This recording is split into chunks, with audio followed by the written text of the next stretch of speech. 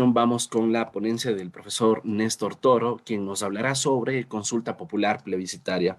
El doctor es abogado por la Universidad Católica de Santiago de Guayaquil, máster en Derecho Constitucional por la Universidad Tecnológica Ecotec. También tiene un diploma superior en Teoría de la Argumentación Jurídica por la Universidad Espíritu Santo y la Universidad de Génova, un diploma superior en Administración Pública, además que es abogado en libre ejercicio y asesor legislativo, con experiencia en Derecho Político, Constitucional, Administrativo y Parlamentario. Estimado doctor Néstor, muy buenos días, bienvenido, lo escuchamos.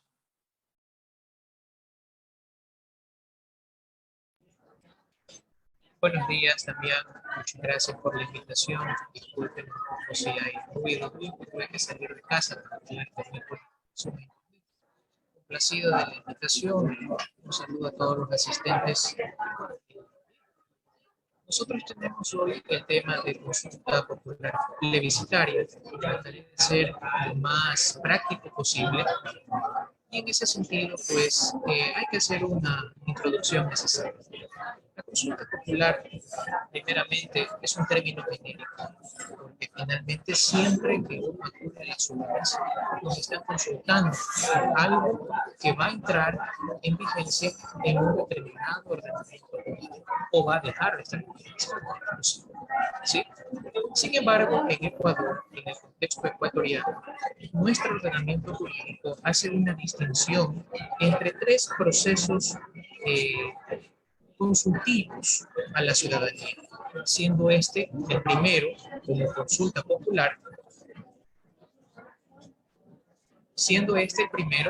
la consulta popular, y ahí tenemos el referendo, que es de carácter constitucional, y finalmente la revocatoria del mandato.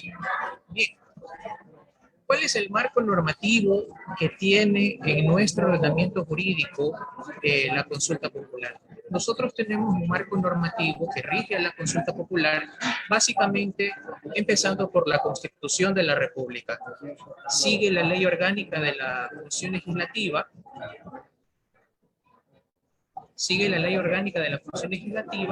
el Código de la Democracia y la Ley Orgánica de Garantías Jurisdiccionales y Control Constitucional. Y dentro de este proceso de consulta popular tenemos varios actores políticos que confluyen para que esto pueda llegar hacia la ciudadanía. Empieza la Presidencia de la República, o puede ser a iniciativa de la Presidencia de la República, así como también de los gobiernos autónomos descentralizados. Estos son los municipios o las prefecturas, la ciudadanía también, y finalmente, por excepción, la Asamblea Nacional. Todas estas iniciativas de consulta popular tienen que pasar primeramente por la Corte Constitucional para que emita un dictamen de procedibilidad, es decir, si procede o no la consulta popular, y luego este trámite, este proceso se envía al Consejo Nacional Electoral para que pueda ser convocada la ciudadanía y ejercer el derecho al voto. Como decía inicialmente, en el Ecuador existen tres tipos de pronunciamientos populares. El primero es la consulta popular plebiscitaria, materia de esta pequeña charla, que es para cuestiones que no son de carácter constitucional, salvo aquella que es para organizar una Asamblea Nacional Constituyente. Tenemos también el referendo, que es para cuestiones de enmiendas o reformas constitucionales.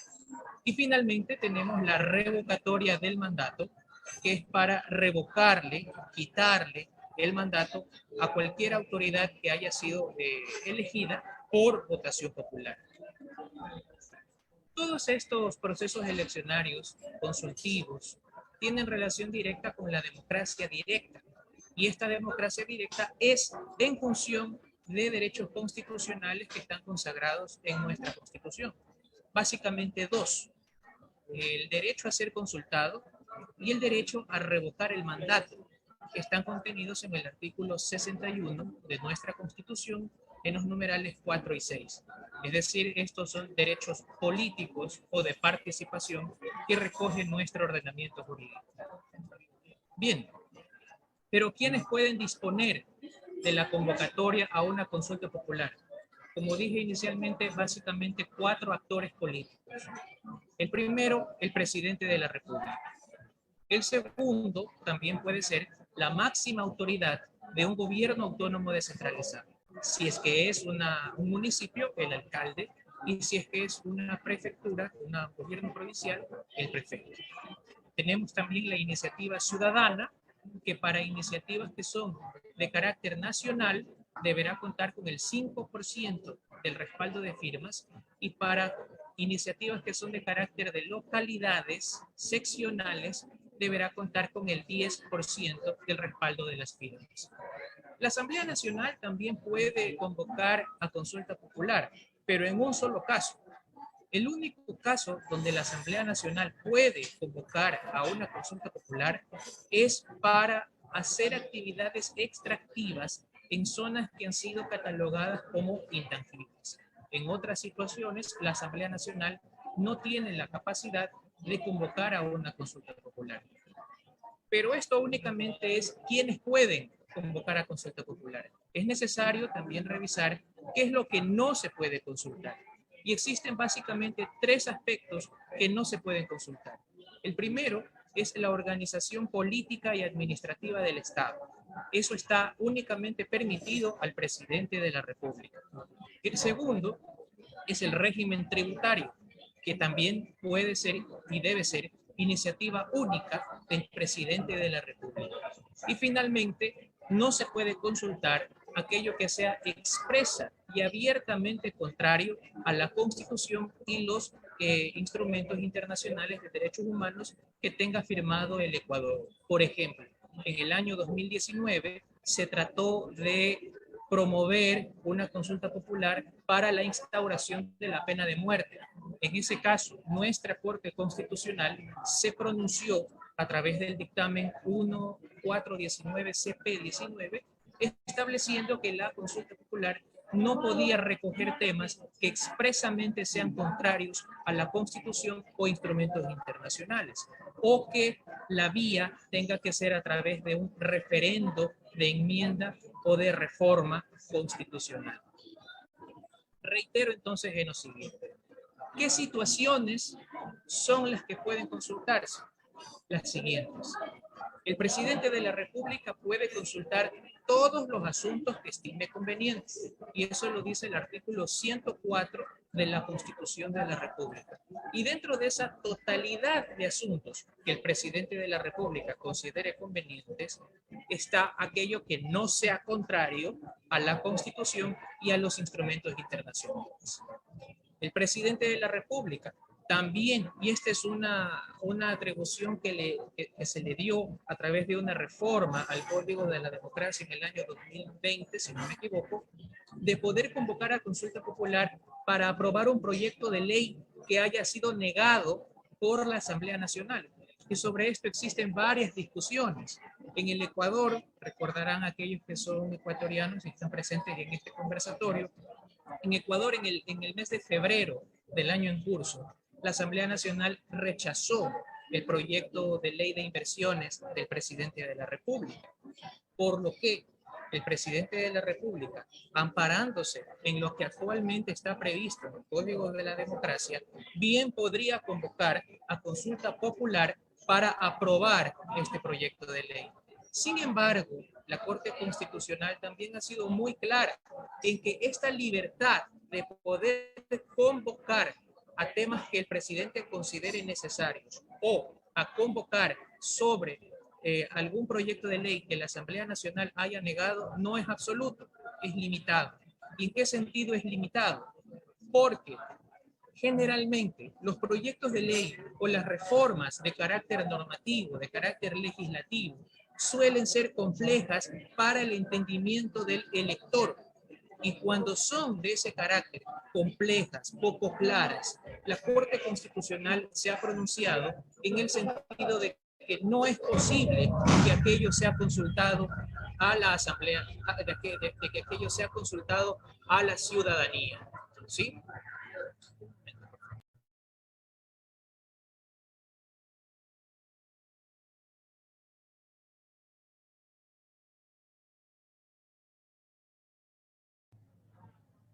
Sí. Bien. Bien, regreso. Entonces, la idea básica es que el presidente de la República, cuando se trata de un proyecto de ley que haya sido negado por la Asamblea Nacional, si bien puede consultarlo a través de una consulta popular, ese proyecto de ley tiene que ser lo suficientemente claro y específico en su redacción para que la Corte Constitucional pueda dar el visto bueno y pueda ser consultado a la ciudadanía. Caso contrario, aquello no es posible. Y eso lo veremos más adelante. Existe un dictamen expreso de la Corte Constitucional y lo vamos a ahondar para que quede claro este punto. Finalmente, existen también otros tipos de consulta popular. Reitero, la Asamblea Nacional tiene una iniciativa excepcional para convocar a consulta popular y es cuando existe una actividad extractiva de recursos no renovables en áreas intangibles. Esto está en el artículo 407 de la Constitución de la República. Está también el tema de la revocatoria del mandato, que actualmente en Ecuador se está ventilando un proceso de revocatoria del mandato al presidente de la República. El Consejo Nacional Electoral, en ese caso, está en la etapa de verificar la contestación que ha hecho el presidente sobre la denuncia que interpuso un colectivo ciudadano y sobre eso pues resolverá. Si es que resuelve favorablemente, el CNE entregará los formularios para la recolección de las firmas, pero si resuelve negativamente, se archivará esta solicitud de revocatoria de mandato. Por otro lado, tenemos que existe el control de la Corte Constitucional sobre la constitucionalidad de las iniciativas de consulta popular. No es que los actores políticos tienen la iniciativa de hacer una consulta popular e inmediatamente se convoca el proceso eleccionario. No. Siempre que existe una iniciativa de consulta popular, debe pasarse por el filtro, por el examen, por el control de la Corte Constitucional. Y la Corte Constitucional tiene 3 controles que hace previo al proceso eleccionario de consulta popular. Siempre va a tener que ser así. Y estos 3 controles son los siguientes. Se hace el control a la convocatoria de la consulta popular, se hace el control a los considerandos de la consulta popular y se hace el control al cuestionario de la consulta popular. Repito, se hace un control a la convocatoria y esto conlleva que la convocatoria debe ser lo suficientemente clara y leal. ¿Qué significa que sea suficientemente clara y leal? Que no tenga un lenguaje científico, un lenguaje político, un lenguaje con carga emotiva que pueda confundir a la ciudadanía al momento en que acude a las urnas. Y que sea con carga de lealtad, esto es, que tenga relación la convocatoria con aquello que se va a preguntar. Pasamos del control de la convocatoria al control de los considerandos, porque siempre que existe un cuestionario, existen consideraciones previas que motivan la existencia de la propuesta de esas preguntas. Estos considerandos no pueden contener la inducción a respuestas, no pueden contener un lenguaje científico, no pueden contener un lenguaje político, tiene que ser lo suficientemente neutro, comprensible, comprensivo y que además demuestre que entre lo que se está exponiendo como necesidad y lo que se va a preguntar exista una conexión o una relación directa, ¿sí? Y finalmente, el control de los cuestionarios. El control de los cuestionarios que hace la Corte Constitucional es pregunta por pregunta. Y en este caso, este examen implica que las preguntas no tienen que ser de carácter compuesta. Es decir, una pregunta no puede contener más de una pregunta, como en los casos de una audiencia, aquellos que son litigantes, y la contraparte empieza a interrogar y en una pregunta formula más de una, y el otro abogado objeta. De igual manera, aquí no se permiten preguntas compuestas. Debe ser una sola pregunta, con un solo contenido. Los temas a preguntarse deben ser individualizados. Caso contrario, la Corte Constitucional debe emitir un dictamen desfavorable y por lo tanto no se podría llevar a cabo el proceso eleccionario. Pero aquí hay una observación y sobre esto tenemos un precedente, o dos precedentes, mejor dicho. La Corte Constitucional tiene 20 días para hacer todos estos exámenes que se están mencionando. Si es que se pasa de esos 20 días, ocurre un silencio constitucional, como decir silencio administrativo, pero en el ámbito constitucional. Existe un silencio constitucional y se emite un dictamen ficto, un dictamen de constitucionalidad presunto. La autoridad o la ciudadanía que impulsó la consulta popular y que ahora se encuentra en la Corte Constitucional, si no cuenta con el dictamen de la Corte Constitucional, sea favorable o desfavorable, en el plazo de 20 días, se entenderá que la Corte Constitucional ha emitido un dictamen favorable y por lo tanto el Consejo Nacional Electoral debe convocar a la consulta popular y llevar a cabo el proceso eleccionario. En Ecuador ha ocurrido en dos ocasiones. En la consulta popular del año 2018, donde se llevaron a cabo una reestructuración del Estado, se llevó a cabo temas ambientales, temas de violencia sexual, y también pasó en el año 2011 para la independencia, o para que se asigne, mejor dicho, un cantón a una provincia determinada. En el Ecuador, desde el año 2019 hasta la actualidad, tenemos aproximadamente 22 precedentes de consulta popular que la Corte Constitucional ha emitido. 28 precedentes constitucionales, de los cuales es muy interesante revisarlos. ¿Por qué? Porque del 100% de estos precedentes constitucionales que han sido sobre consulta popular, únicamente han sido aprobados 2. Es decir, de 28 precedentes, desde el año 2019 hasta la actualidad, solamente la Corte Constitucional ha aprobado 2. Esto equivale a menos del 10%.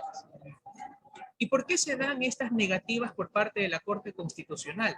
No es por coartar el derecho de participación, no es por coartar la democracia, sino porque precisamente estas iniciativas, que en su gran mayoría han sido de carácter ciudadano, han elaborado mal el cuestionario de preguntas, o han elaborado mal los considerandos, o han elaborado mal la convocatoria a consulta popular, de tal manera que la Corte Constitucional lo que ha hecho fue negarlos.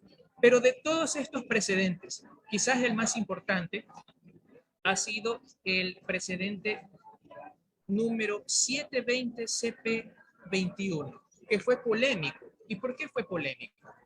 Porque este dictamen de la Corte Constitucional se refería a una iniciativa de consulta que lideraba un exalcalde muy conocido en nuestro país, llamado Jaime Nebot, fue exalcalde de Guayaquil, la segunda ciudad más importante del Ecuador, por 19 años. Y en esa iniciativa de consulta, en conjunto con otras organizaciones sociales y gremios empresariales, proponían 14 preguntas que reformaban más de 10 cuerpos legales. ¿Y qué pronunciamiento tuvo la Corte en ese momento? La Corte Constitucional en ese momento se pronunció en contra de esa iniciativa porque muchas de las preguntas eran de carácter compuesto. Pero no solo eso, sino que al momento en que se estaba consultando sobre la reforma legal a varias leyes que se encuentran en vigencia, la Corte reflexiona y dice, es muy difícil que el elector pueda estar bien informado y comprenda qué conlleva cada una de las leyes a reformar. De tal manera que, como dije al inicio, siempre hay que guardar la lealtad y la claridad hacia el elector. La Corte Constitucional ha sido muy enfática y muy cuidadosa en el cuidado al derecho de la garantía del elector. Es básicamente uno de los principales pilares que tenemos en materia de consulta popular y que se aplica también a procesos de referendos constitucionales. Pero sobre esta plena garantía de la libertad del elector, que debe contar con claridad y lealtad, debo ser más enfático, porque como he mencionado, apenas 2 iniciativas de consulta popular, de 28 que han sido planteadas hasta la fecha, han sido aprobadas, porque han cumplido con todos los parámetros, pero en las demás no se lo ha cumplido, y especialmente sobre esta plena garantía de la libertad del elector, porque podría caerse en una confusión, podría caerse en un lenguaje poco comprensivo, podría caerse también en un beneficio a un proyecto político específico, que también es una de las objeciones que tiene la ley y que tiene la Corte Constitucional. Las consultas populares no pueden ser a favor de un proyecto político. En teoría, deberían ser de carácter independiente. Lo que pasa, obviamente, es que si hablamos de consultas populares, de referendos, de revocatorias de mandato, no podemos abstraer lo jurídico de lo político. Esta materia electoral, materia constitucional, siempre está muy ligada a los vaivenes y acomodos de la política. Y todas estas consultas populares tienen esa carga política en sí. Por ejemplo, de las 2 consultas populares que han sido aprobadas por la Corte Constitucional, la segunda tiene que ver con el cuidado del medio ambiente sobre una parte de nuestro país denominada como Chocó Andino. Muchos grupos ecologistas han estado al cuidado de esa zona de nuestro país y la Corte Constitucional emitió en ese caso un dictamen favorable. Actualmente no se ha acudido aún a las urnas sobre ese pedido de consulta popular. El Consejo Nacional Electoral se encuentra recién en el trámite administrativo para convocar a las elecciones y que la ciudadanía se pronuncie, pero como digo, aquí se muestra ese componente político que tienen las consultas populares. Hasta ahí la intervención. Me disculpo por el ruido, estoy consciente de aquello. He tenido que salir de casa porque justamente hoy que tenía este compromiso con ustedes, el internet no ha sido favorable en mi zona, pero estoy abierto a las preguntas que tengan los presentes. Sí, muchísimas gracias, estimado doctor, por su conferencia, por su exposición. La verdad, es muy importante abordar este asunto de la consulta popular plebiscitaria, porque justamente, entre otros temas, cuando uno revisa los boletines de la Corte Constitucional, se sorprende de ver muchísimas negativas. Parecería que en buena medida digamos, hay sectores que consideran que la Corte pues un poco está estancando la democracia en la medida de que no da paso a esto, pero conocer justamente cuáles son esos elementos para hacer una convocatoria de consulta popular es lo que se requiere por parte de los colegas para que puedan también formular, asesorar a las instituciones en este tipo de iniciativas. Y doctor, a propósito de esto, una de las cuestiones que también suele presentarse, digamos, como una limitación, y es que a través de consultas populares suelen querer implementar mecanismos de cambio constitucional, mecanismos que posiblemente vayan a línea, no necesariamente con una consulta popular, sino con procesos de reforma, por ejemplo, a través de una asamblea constituyente y más. Entonces, ¿qué elementos hay que considerar para saber cuándo es una consulta popular y cuándo, en cambio, estaríamos frente a un tipo de modificación constitucional?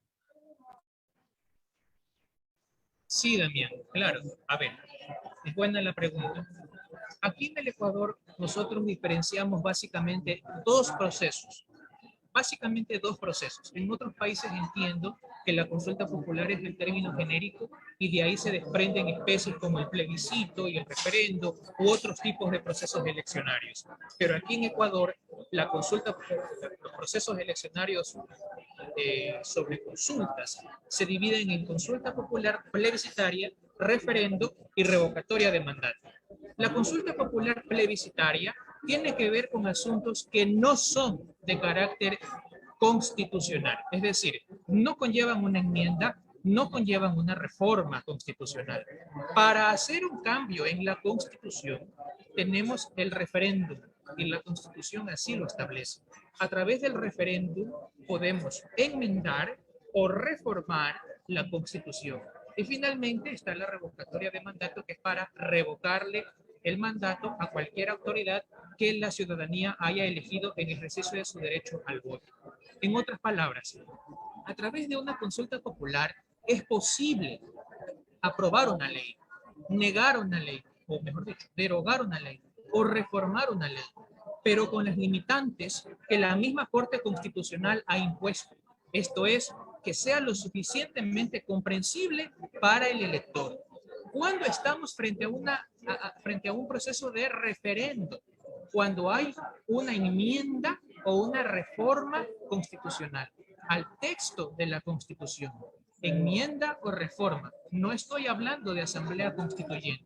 Cuando se trata de asamblea constituyente, solo en ese caso es por consulta popular, en el ámbito constitucional. Ese caso no ha existido hasta el momento, no ha habido otra asamblea constituyente hasta la fecha, la última fue en el 2008, con la constitución que hasta el momento existe, pero lo que sí han existido son iniciativas de enmiendas, iniciativas de reformas constitucionales, que ninguna ha llegado al momento del proceso eleccionario en las urnas. Ejemplo, nosotros tuvimos un proceso de reforma constitucional para que nuestra Asamblea Nacional, nuestro Congreso, nuestro Parlamento, como se ha conocido en otros países, se transforme de unicameral a bicameral. Esa es una reforma constitucional. Va a afectar la estructura que tiene nuestra Constitución. Por lo tanto, se hace a través de una reforma constitucional que en el Ecuador, para que esa reforma constitucional llegue a las urnas, primero tiene que haber sido revisada por la Corte Constitucional, luego aprobada por la Asamblea Nacional y finalmente preguntarle a la gente, a la ciudadanía, al mandante, si es que está de acuerdo o no con la reforma constitucional que ha sido aprobada por la Asamblea Nacional. A ese punto no hemos llegado. Hemos llegado únicamente hasta el segundo paso. El segundo paso es que la Asamblea Nacional se pronuncie. Y en el caso ecuatoriano, no hemos tenido un pronunciamiento favorable aún sobre ningún proceso de reforma constitucional. Respecto de enmiendas constitucionales, que en palabras coloquiales son parches o cambios a la Constitución que no implican una alteración de fondo de lo que tiene el texto constitucional, sí hemos tenido, pero no a través de la vía del referéndum ratificatorio que hace la ciudadanía. No. En el Ecuador existen dos vías para hacer una enmienda constitucional. Puede hacerse adentro del Parlamento, cuando es por iniciativa únicamente del presidente, perdón, de la misma Asamblea Nacional, o puede hacérselo a través del referéndum ratificatorio cuando proviene del presidente de la República o de la ciudadanía. Hemos tenido de los dos casos. En el 2015, recordarán los ecuatorianos que están aquí presentes, tuvimos la aprobación de un paquete de enmiendas a través del Parlamento, porque fue iniciativa del Parlamento Legislativo. Pero en el 2018 y en el 2011 tuvimos también enmiendas constitucionales que, por haber sido iniciativa del presidente de la República, el presidente Correa en el 2011 y el presidente Moreno en el 2018, esas enmiendas llegaron a las urnas. En el primer caso, en el 2011, sobre una reestructuración al sistema de justicia, y en el año 2018 sobre una reestructuración al Consejo de Participación Ciudadana. Sobre enmiendas constitucionales sí hemos acudido a las urnas. Sobre reformas constitucionales que ya implican reformas de fondo al texto constitucional, a eso no hemos llegado. Consultas populares de carácter legislativo también hemos tenido. En el 2011 tuvimos, cuando nos consultaron el tema de las corridas de los toros, recordarán aquí los que son del Ecuador, el tema de la prohibición de los casinos. En el 2018 también la limitación del espacio de las hectáreas para la explotación del Yasuní y Teté. Todo eso fue consulta popular y todo se materializó o a través de ley o a través de decretos o en el caso, por ejemplo, de los casinos, de los toros, a través de ordenanzas municipales. Me corregirá también si es que sobre ese punto estoy equivocado. En el 2011 yo tenía 15 años, puedo estar equivocándome, pero es lo que recuerdo al momento. Esos procesos constitucionales que nos han llevado a las urnas, en el caso de enmiendas sí hemos tenido, en el caso de reformas no. Y otra Asamblea Nacional Constituyente no hemos tenido. ¿Han habido intentos por parte de la ciudadanía? Sí, sí han habido intentos por parte de la ciudadanía. Pero la Corte Constitucional es muy rígida cuando tiene que analizar los cambios constitucionales. Es que también aquí hay que hacer una acotación. Cuando nosotros hablamos de una asamblea constituyente, no nos estamos refiriendo a una enmienda o a una reforma constitucional.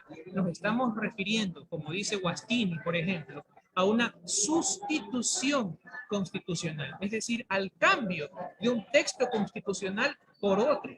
Y eso implica al cambio de un ordenamiento jurídico por otro. Estamos hablando ya ahí, por ejemplo, de poder constituyente, derivado o de origen, poder constituido.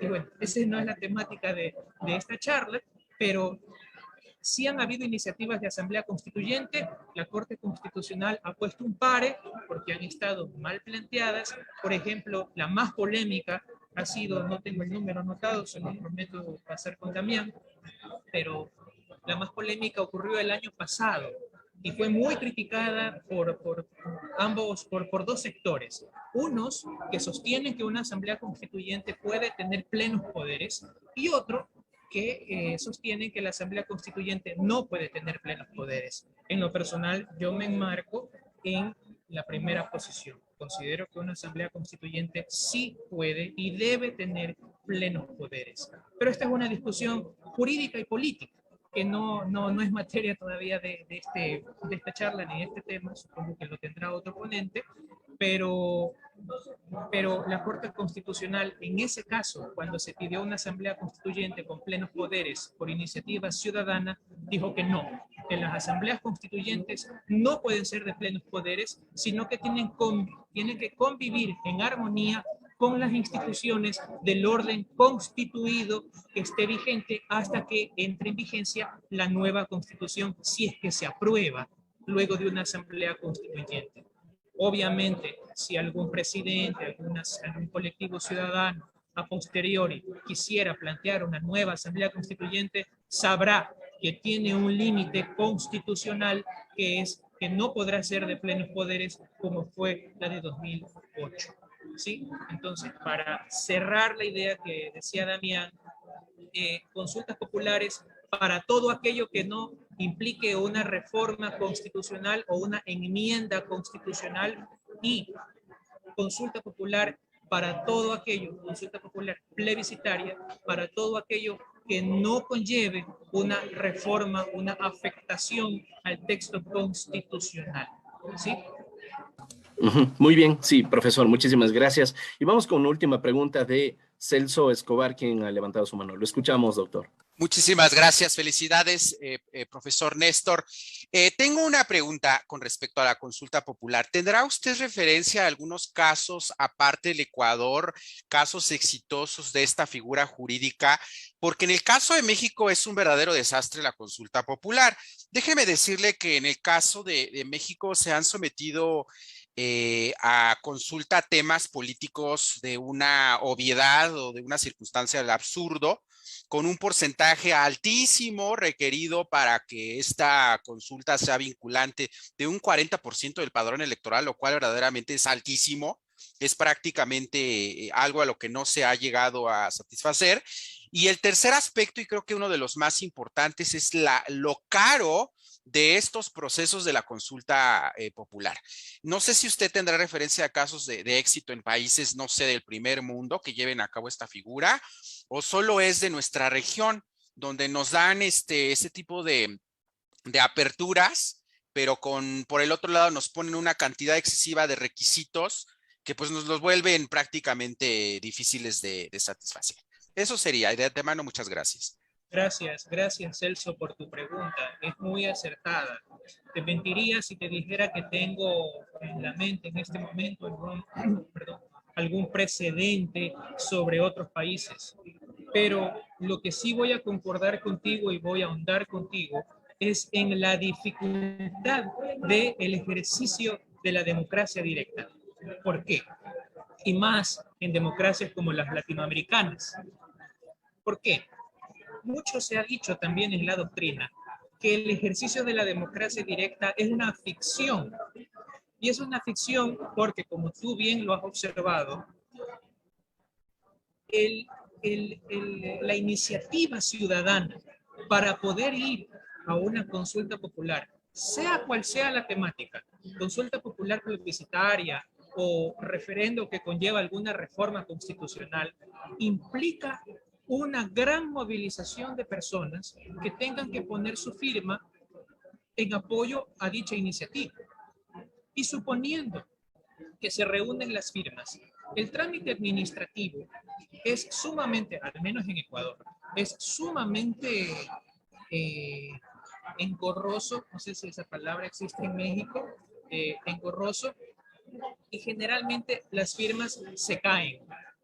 ¿Por qué? Porque tienen alguna inconsistencia, alguna inestabilidad, están mal, que nos pueden saltar dudas, porque al final lo que determina si una firma es válida o no es una máquina.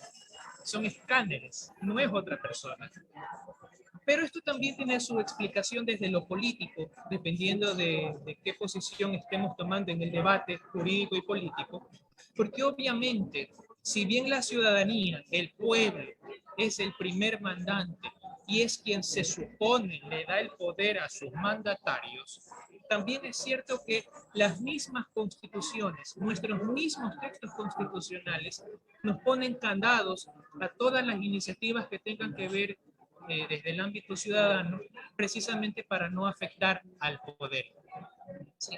Y en eso creo que coincide la gran mayoría de las democracias latinoamericanas y de los textos constitucionales de nuestras democracias. ¿Sí? El último proceso eleccionario que yo tengo en mi mente sobre México, me parece que era la revocatoria de mandato de AMLO, que me parece lo ganó con el 90%, con una participación apenas del 19%. Eso matemáticamente es Del cuestionable. 7. El 7%, gracias Celso. Eso matemáticamente yo no lo vería como una victoria política, como un triunfo político, porque si transformamos esas cifras a una asistencia que en promedio, al menos en el Ecuador, a pesar de que el voto es obligatorio, nuestra asistencia a las urnas en promedio histórico es del 60-70%. Creo que esas cifras no serían definitivamente ningún triunfo político, pero son los defectos de nuestra democracia, ¿sí? Sí, excelente, estimado doctor. Bueno, muchísimas gracias por acompañarnos. Gracias también por encontrar una alternativa para la conexión y podernos acompañar también el día de hoy. Entendemos las dificultades un poco por la cuestión del audio, sin embargo, lo supo solucionar con el micrófono y se lo agradecemos por eso, por acompañarnos y cumplir este compromiso, estimado doctor. Así que pues será hasta una próxima oportunidad y les cedo la palabra para que pudiera despedirse de esta audiencia. Muchas gracias, Damián. Muchas gracias, Damián. Disculpándome una vez más, siempre a la orden, pero poderlos acompañar en otra ocasión, otro tema. Creo que este tema de la consulta popular es apenas un resultado de muchos otros procesos que previamente tienen que seguirse. La consulta popular finalmente es el último eslabón de una gran cadena de conflictos jurídicos y conflictos políticos que también deberíamos abordarlos. porque no hay consulta popular sin que previamente se haya dilucidado y solucionado, resuelto un conflicto de carácter político en instancias que son jurídicas. Al menos en el Ecuador, la Corte Constitucional, que es la que da el visto bueno a estas iniciativas de consulta popular, si bien se supone hacen un examen jurídico, no es menos cierto que también toda decisión constitucional de la justicia constitucional tiene un bagaje político por detrás. Esas serían mis palabras de agradecimiento. Otra vez te agradezco, Damián, y estamos a la orden. Gracias igualmente una vez más, estimado doctor, por acompañarnos. Esperamos que sea la primera de varias oportunidades y desde luego agradecerles también a todos ustedes, apreciados participantes, por acompañarnos en esta 15ª jornada del diplomado. Recuerden que estamos ya abordando el tema de derechos fundamentales. Sin embargo, nos había quedado un tema pendiente justo sobre consulta popular plebiscitaria en el ámbito de constitucionalismo y pues contamos en esta ocasión con la participación del doctor Néstor Toro, quien además es un analista político pues con un fino criterio, que siempre además está al día a través de sus redes sociales, comentando sobre la coyuntura nacional y haciendo pues este análisis en perspectiva jurídica que permite también orientar bastante bien la opinión pública. Y hoy pues nos ha compartido un tópico muy importante para cualquier persona que tuviera el interés de fomentar también procesos de participación ciudadana. Así que mil gracias a todos ustedes por acompañarnos. Recuerden, por favor, acceder a nuestro blog, revisar las clases, los materiales, los registros de asistencia y las preguntas para la evaluación final. Será entonces hasta el próximo jueves. Con todos ustedes, muy agradecidos y que tengan un feliz fin de semana. Ah, y por cierto, bueno, no sé si en el resto de países también se celebra el Día del Padre, pero mañana es el Día del Padre en el Ecuador, así que feliz Día del Padre también a los colegas que nos acompañan por acá y en redes sociales. Muchísimas gracias. Gracias, doctor. Gracias. De igual manera. Gracias.